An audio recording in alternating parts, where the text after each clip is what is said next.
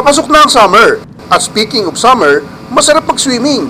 Kilala ang bayan ng Calatagan dito sa Batangas sa kanilang nagagandahang mga beach resorts at mga floating cottages. At sa ating pagbisita dito ay makapanayam natin ng isa sa mga resorts owner na kliyente din ng Card SME Bank.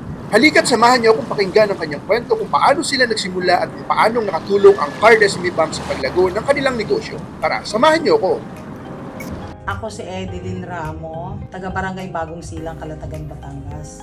May-ari ako ng Perris White Beach, Calatagan. Member ako ng Card since 2011. Nagsimula ang resort namin, isang kubo lang siya na maliit.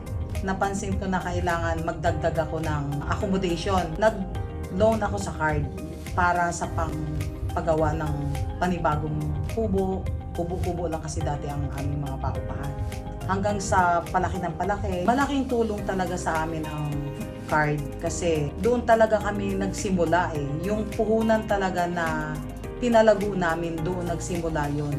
Recommended ko talaga ang Card. Highly recommended talaga siya. Kailangan kung mag-loan ka, business talaga ang lalagyan mo ng nilong mo para hindi ka magka-problema. Kaya nagpapasalamat po talaga ako sa Card SME Bank. Taos-puso po talaga kaming nagpapasalamat, kami ng asawa ko.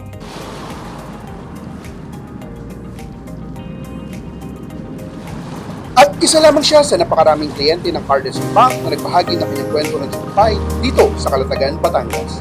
Bye!